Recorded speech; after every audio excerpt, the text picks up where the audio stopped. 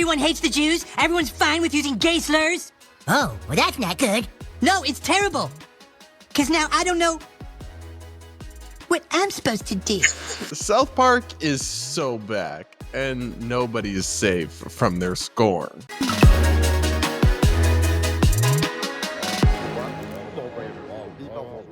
We're going to react to the latest episode of South Park that weighed in on the absolute state of American politics, media, and so much more. In today's episode of the Brad vs. Everyone podcast, our daily show where we take on the craziest ideas from across the internet, our media, and our politics, all from an independent perspective. Up first, guys, we'll talk about much more in today's show as well, but we're going to touch on South Park, which I was definitely a South Park kid. I grew up as a, edgy 13, 12-year-old loving Cartman. And I've always thought South Park was the funniest of those kinds of shows, of the Family Guy, American Dad, all that universe. I've always had a soft spot for South Park. And they just did an episode that is getting tons of attention because it took on the current media moment, our post-woke America, and Donald Trump. So we're going to run through it. I'm going to try to play some clips, see if they'll let me get away with that, though they can be very copyright aggressive, shall we say, the South Park Studios guys.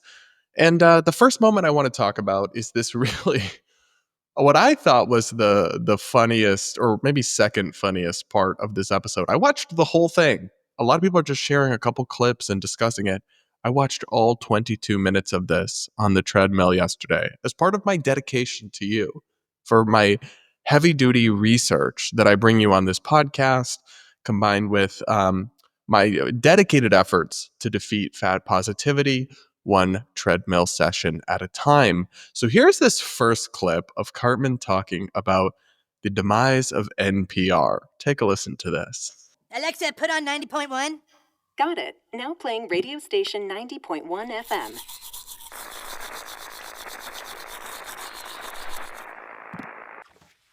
Mom, something's wrong with my favorite show. It's just like static. Your favorite show? Yeah, NPR, National Public Radio, where all the liberals bitch and whine about stuff. Something's wrong with it. Oh, sweetie, the president canceled NPR. What do you mean the president canceled NPR? That was like the funniest shit ever. I don't know what to tell you, hon. Oh my God. You guys are not going to believe this. The President of the United States canceled NPR. What's NPR? What's NPR? The funniest show ever where all the lesbians and Jews complain about stuff? The president had it taken off the air. I mean, who the hell does this president think he is? The government can't cancel the show. I mean, what show are they going to cancel next? It was seriously the best show. It had like gay rappers from Mexico all sad because girls in Pakistan got stoned to death. And guess why they got stoned to death? Because they were... It was hilarious. Why would anyone cancel that? I don't know about you, but I'm worried about what this country's coming to. It seems like everybody's changing, and suddenly woke stuff is off limits. I mean, it's like now everyone rips on the Jews, and it's totally fine, huh, Kyle? See? What's wrong with Kyle? Everybody's given up. So this was so funny to me. The only part I didn't love about it, though maybe they just did it for like dramatic effect for the story, is that NPR in reality wasn't taken off the air. It just lost government funding, which was a small percentage of its funding, supposedly. So NPR free to exist, people just have to fund it themselves, which has always made sense to me. But the way that like the most obviously Cartman is in South Park, the most ignorant, bigoted, and the fact that he loved NPR because it was so woke and because it had all the lesbians and Jews complaining about stuff is just funny because it's like close to reality. You really can't turn on NPR and listen to a whole hour without some sort of bizarre identity politics angle being force-fed to you. And the idea that people might like that, but only ironically, because they actually hate different identities, is genuinely funny. And to me was one of the funnier moments of the episode that's getting so much attention online. And it was a kind of a theme of the episode, this idea that like woke is dead or woke is dying in society. And I think that's true to a certain extent. It's true as far as like mainstream is concerned. Obviously, social media and in certain progressive media bubbles and in academia, woke will never die. It is their religion. But in terms of like the mainstream, it's definitely on the wane. And the funniest part of this episode, and then we'll get to some of the Trump stuff, which I have more mixed feelings about, was when Cartman realizes that like woke is dead and you expect him to be happy and take a victory lap. And instead he's devastated. Listen to this.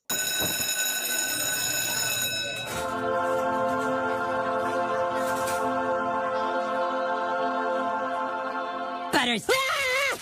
Butters, get over here! What did I tell you, man? This shit is whack! PC principal? If he's changed, then there's no hope! I think I know what's happening. I think woke is dead. Woke is dead? It's dead, Butters! It's gone! You can just stay retarded now, nobody cares! Everyone hates the Jews, everyone's fine with using gay slurs. Oh, well, that's not good. No, it's terrible! 'Cause now I don't know what I'm supposed to do. So this is genuinely funny because Cartman's whole personality is being like the offensive guy who says this stuff, and now all of a sudden no one cares anymore, and it's not outrageous, it's not boundary pushing. So I thought that was genuinely like the funniest moment to me. Everyone says these bad words now, and what am I supposed to do? What's my personality going to be? It also does kind of needle at a certain truth, which is that for some people, anti-wokeness is all they have. Now, obviously, I've talked a lot about woke insanity. I'm not going to stop, but it's not my entire brand or career, whereas some people branded themselves around that and definitely are scrambling. And so I thought that was an interesting clip. Okay, guys, now we're going to talk about the Trump part of the episode, which is where things got controversial and there was some backlash, and I have more mixed feelings about it. But first, please do make sure you're subscribed if you aren't yet. Do hit that like button while you're at it. Remember to comment with your thoughts. Also, remember you can listen to the Brad versus Everyone podcast on Apple Podcasts, Spotify, iHeartRadio, wherever you get your podcasts. Now let's talk about Trump. And I don't think I'll be able to show you a clip of this part because they're a little more heavy-handed with the copyright on this clip for whatever reason. But Trump was depicted as this like unhinged fat dude in bed with Satan with a tiny piece of male anatomy in the episode. He was also depicted as thin-skinned and lawsuit happy. And then there was this whole plot line about how because of Trump or woke being dead, they're like pushing Jesus in schools. And I'll be honest, this didn't really hit for me. Like, I'm not a Trump supporter. I'm happy to laugh at Trump. I think there's a lot of fertile ground to make fun of him. Now, the part that really didn't hit for me was the whole pushing Jesus in schools narrative, because there just wasn't a lot of truth to it. Like, there are a few red states that are pushing 10 commandment displays and Bibles in schools and stuff, but it's not really a Trump thing. And that's when you think of the defining elements of his presidency so far that you could mock or satirize. You think of maybe like immigration stuff going insane overboard. You think of maybe the tariff insanity. You think of other things, but you don't really think of pushing Jesus in school. So the best satire is when it's like rooted in a real thing or a grain of truth, and then it's just hyperbolically making fun of that. That part just did not hit for me because it didn't ring true. I mean, there's plenty of things to say about Trump, but the idea that he's like heavily pushing Jesus in schools just did not ring true to me. Now, the one part that did kind of ring true is how lawsuit happy he is and how thin skinned he is. And in the episode, it shows him suing the town of South Park and like bullying them and getting them to do Trump propaganda for him because everyone's so scared of the lawsuit. And actually, I think the most savage part of the episode is how brutally South Park depicts and hints at the cowardice of CBS folding to the Trump administration to get their merger approved. And what's so funny is I literally watched the episode on Paramount Plus, which is CBS. They just got a big deal from CBS and apparently give 0 Fs about mocking and criticizing the network. And the fact that they're still on air is a good sign, and they're not going to be taken off air. They allowed this episode to air. They knew what was in it. that in fact we are not living through some like media crackdown where people aren't free to criticize Trump anymore. No, Colbert was let go because of financial reasons, just like all the underlying reporting suggested. It was not censorship, it was not dystopian, and you are in fact still allowed to make fun of Trump, even in ways that are very crude, as South Park certainly did. I will just say, I don't know, you guys can let me know if you thought it was funny. It didn't really hit for me. The one part that I did appreciate was just the depiction of Trump as so thin-skinned and lawsuit heavy, because he really is. He just loves to sue people all the time, and he's kind of a snowflake when it comes to people criticizing him. It's something I don't really respect. And it's funny because if this reporting is true from Deadline, the entertainment outlet, then apparently inside the White House, they were very upset about this South Park episode. Deadline reports Trump seething over South Park mockery on eve of Skydance Paramount deal closure. White House lashes out at desperate season 27 premiere. Exclusive. The White House went on the offensive Thursday morning as irate Donald Trump fumes over last night's South Park season 27 premiere that depicted him as a Satan-canoodling and less than well-endowed pompous bully, to put it mildly. The president is seething over the childish attack by South Park, an administration source tells Deadline this morning. So I never really know with anonymous sources about the Trump administration whether it's true. So massive, if true, attached to this. But if that is true, if they really are upset about it, that's kind of funny, because the whole episode was about how thin-skinned and how easily triggered he is. And then if he's actually seething over this, that would kind of prove their point. One White House spokesperson actually did go on the record and make a statement to Deadline. I'll read you that. The left's hypocrisy truly has no end. For years, they have come after South Park for what they labeled as offensive content, but suddenly they are praising the show. White House Assistant Press Secretary Taylor Rogers told Deadline this morning. Just like the creators of South Park, the left has no authentic or original content, which is why their popularity continues to hit record lows, Rogers added, in direct contrast to the $1.5 billion agreement Paramount and the South Park duo just inked this week. This show hasn't been relevant for over 20 years and is hanging on by a thread with uninspired ideas in a desperate attempt for attention. President Trump has delivered on more promises in just 6 months than any other president in our country's history, and no fourth-rate show can derail President Trump's hot streak. So this statement made me roll my eyes so hard I gave myself a headache. Really, girl? You're going to have to go off and call them a irrelevant fourth-rate show? Like, they have no authentic content? They just signed a $1.5 billion deal, babe. Lots of people still watch South Park and like South Park, because if they didn't, it wouldn't be pulling in those kinds of numbers. And you should have just said you either should have just not commented and just taken the high road on it, or commented and been like, we love South Park and always encourage satire, and we're willing to laugh at ourselves.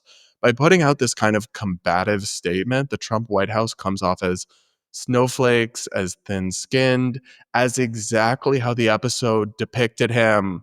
You are proving their point. Like, oh my gosh.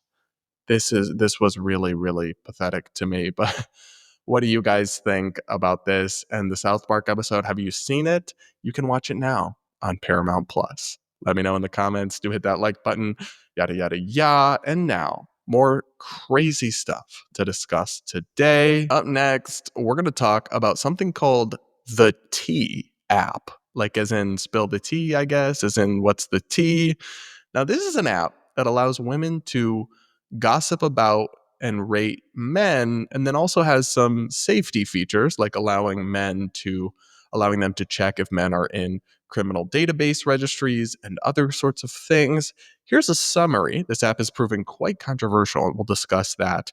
But here's a summary from NBC News about the app and about a big data leak that came out of it. Women are anonymously spilling the tea on men they've dated on a new viral app, which has just been hacked after gaining a huge influx of new users. Ryan in Newport Beach, here's his review. Dated him for 2 years to find out when he went on his work trip, he was actually going on his honeymoon. Upon opening tea, users can see photos of local men along with their names. They can leave red flags or green flags, as well as comments, including about negative date experiences or even vouching for them as a friend. The app also lets users run background checks, search for criminal histories, and even reverse image search to check if a man is catfishing. I just found out the guy I've been seeing has a whole girlfriend. Like, he's in a relationship of 5 years, and I'm not the only other girl he's talking to. While the company says their mission is to keep women safe, they've also faced backlash from men who say they fear being misrepresented or doxxed on the platform. I had a female friend of mine go undercover on the T app, and I found that there were some women talking about me. They were clearly just upset. They felt that they got slighted. Is there anything we could do about this? This is defamation. This is entirely untrue. T promises anonymity to its users,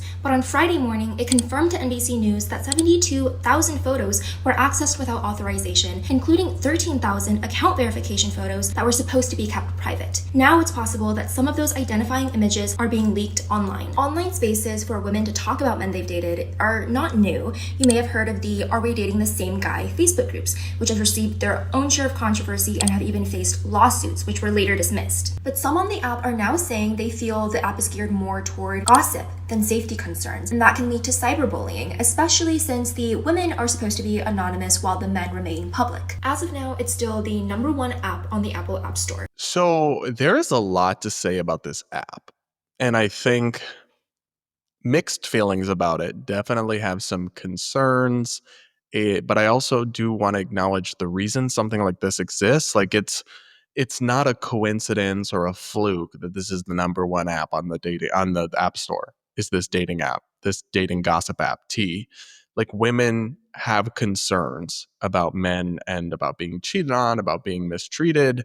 Those concerns are very valid and very real. And some features of this app I wholeheartedly support, like allowing them to run criminal background checks easily on people, like allowing them to reverse image search people and make sure they're not being catfished. To me, all of that makes a ton of sense. And those are apparently the features that kind of inspired the app. So here's from T's website. T was born from a deeply personal mission to give women the tools they need to safely date in a world that often overlooks their protection. Founder Sean Cook launched T after witnessing his mother's terrifying experience with online dating, not only being catfished, but unknowingly engaging with men who had criminal records. Realizing that traditional dating apps do little to protect women, Sean knew something had to change. That's why he built T, the first ever dating safety platform for women. So like I said, I think this part is totally valid and totally useful and positive.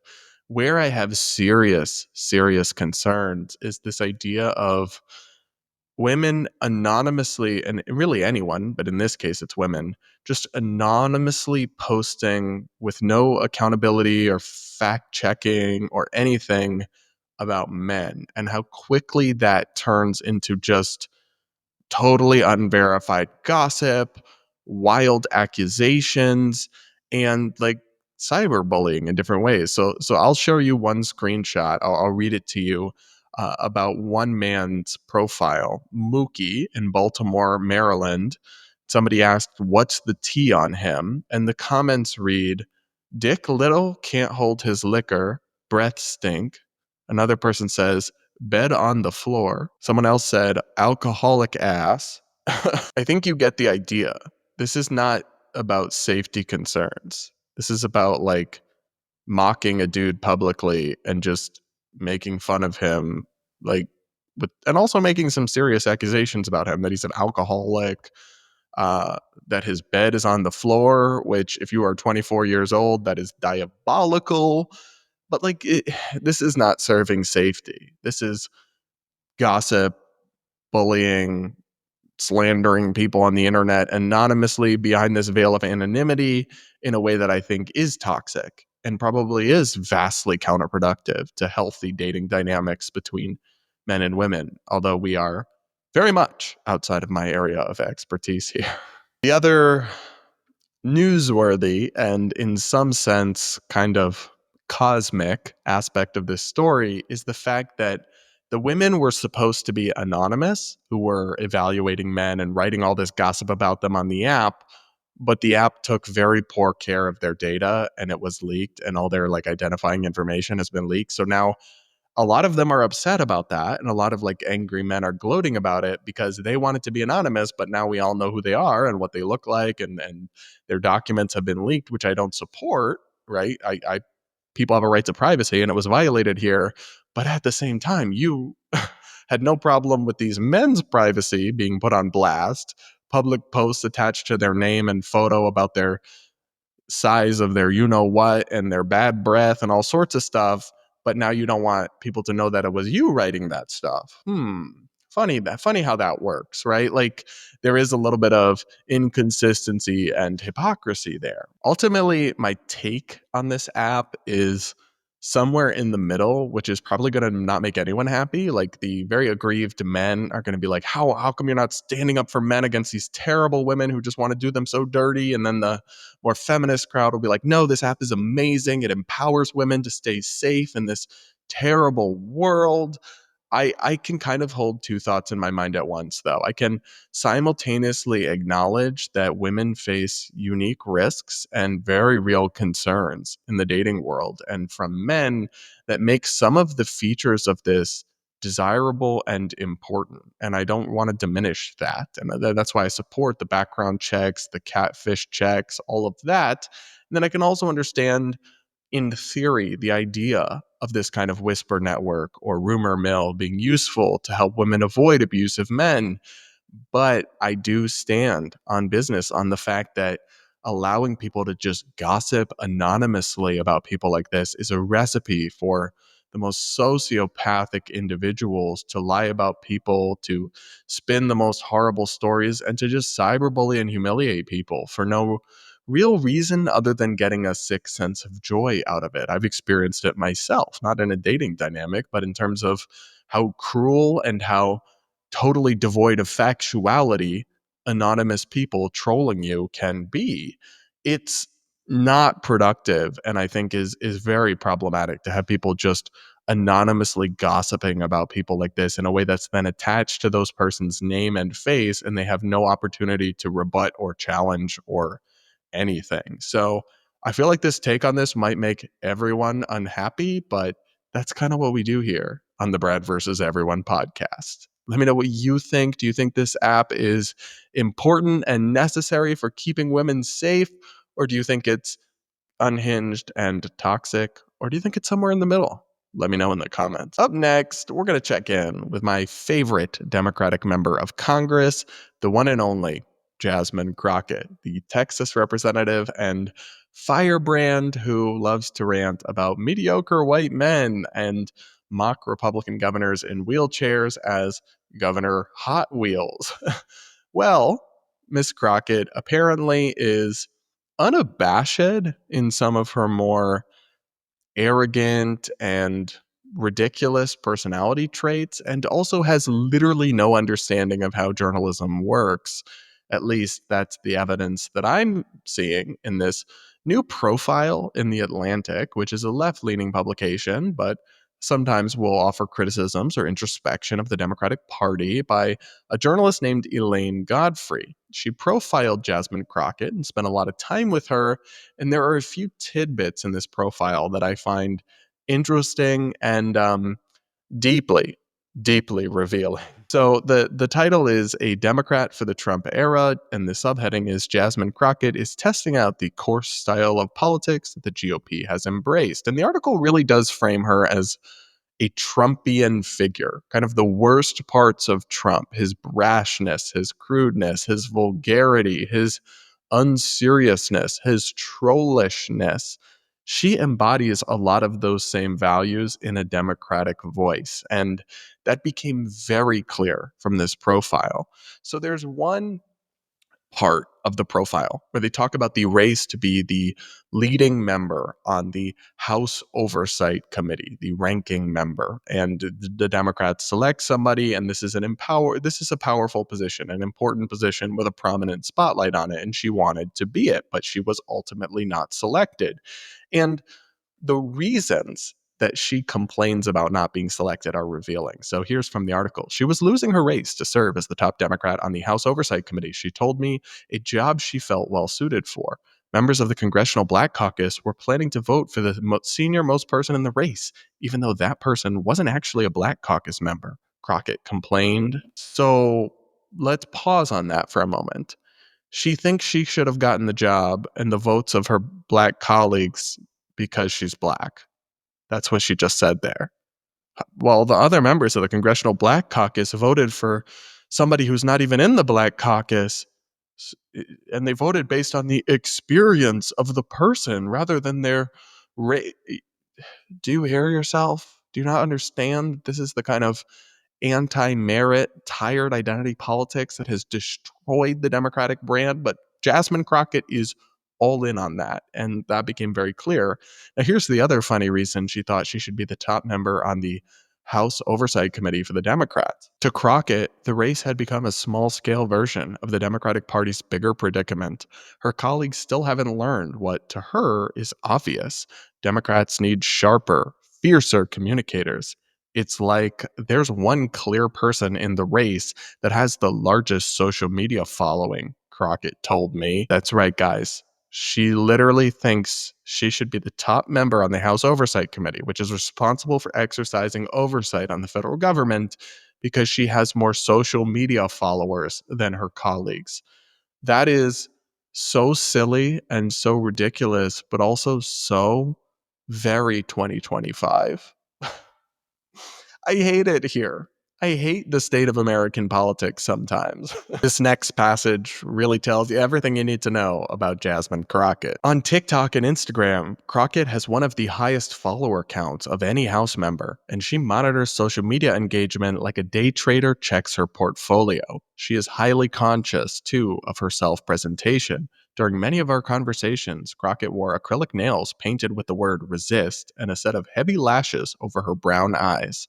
The lock screen on her phone is a headshot of herself. So I actually think Jasmine Crockett is in many ways beautiful, and I have no issue with her hair, her nails. I don't care about anything like that. The resist on the nails is cringe, but whatever. The interesting part of this passage to me is that the lock screen on her phone is just a picture of herself. So I think most people who, I believe she's single, I could be wrong, but most people who are like married or in a long-term partnership usually have a picture of them and their partner, sometimes their dog, but it's usually, even beforehand, I think I would have had a picture with my friends, like from a vacation or something. I never would have just had a lone photo of myself as my locks. That's giving insane narcissist. I can't be the only one who finds that emblematic of like a degree of narcissism. And that's coming from somebody who's not a zero on the narcissism spectrum, at least, okay, in myself. But that's kind of wild to me. But she really is that. She really is all about her and all about whatever will get her more attention and more internet clout, including at the expense of the Democratic Party. Because I think her getting on TV and yapping about mediocre white boys is a gift to the GOP electorally, but it will get her applause from like MSNBC wine mom viewers, and that's what she ultimately cares about. President Crockett also apparently has no idea how journalism works, because I'll read you this passage from The Atlantic. Crockett said that people are free to disagree with her communication style, but that she was elected to speak up for the people that I represent. As for her colleagues, 4 days before the story was published, Crockett called me to express frustration that I had reached out to so many House members without telling her first. She told me, shutting down the profile and revoking all permissions. So this is wild on a couple levels. One of which is that reaching out to other members of the House, if you're doing a profile on a member of the House to get their perspective on their colleague, is just what you do. It's just part of journalism. You ask other sources for their thoughts on the person or the phenomenon you're covering. So for Jasmine to be somehow outraged by that is silly and reveals that she doesn't understand how this works. And then again, this is the combination of narcissism and ignorance that is Jasmine Crockett perfectly in a nutshell, telling the reporter she's shutting down the profile and revoking permissions. She doesn't need your permission to publish the profile. That's not how journalism works. And once you give permission for quotes and everything, you can't revoke it later. She has zero obligation under journalistic ethics to honor that request. She does not need your permission or your blessing to publish a profile on you. You can't take away privileges for that. And you spoke with this journalist on the record and gave quotes and gave access and you gave permission. She can then use that. There's no take backsies in on the record journalism. And it's not just Jasmine. I don't want to make this a unique shade of Jasmine, because this is something whenever I have interacted with senators, members of Congress, governors, these people are so ignorant about the basics of how journalism works, yet they really should know and should educate themselves, because it causes them embarrassment. Like, I've had members of Congress, I've had governors, I've had staffers email me something and the subject is off the record, and then they send me it. And in some cases, I honor it because I don't really care, but I don't have any obligation to. Under journalistic ethics, it's only off the record if you and I both agree to it. This is like basic journalism 101. And I don't expect you guys in the audience to know this, but if you're a journalist, you know it. And if you're a freaking politician, you should probably know how journalism works. Or maybe she does know how it works, but she just thinks she's special and gets different rules, or that people have to listen to her. But newsflash, Jasmine, that's not how this works. And so I thought this was a really interesting profile, very well done. And like I said, very deeply revealing about Jasmine Crockett. And so I'll just say to the Democratic Party, if you're listening, I know you're not, because if you were listening to me, you'd be doing so many things differently and winning so many more elections. But if you are listening, making this woman a face of your party, a leader of your party, will prove to be the biggest electoral mistake you have ever imagined doing, and will guarantee Republican victories for years to come. Other than that, you're doing amazing. What do you guys think of all this? Let me know in the comments. Do make sure you're subscribed if you aren't yet. And that'll be it for this episode of the Bread vs. Everyone podcast. Remember to send in your voicemails for my Voicemail Friday episodes. Check out the merch, yada, yada, yada. And with that, guys, we'll talk again real soon.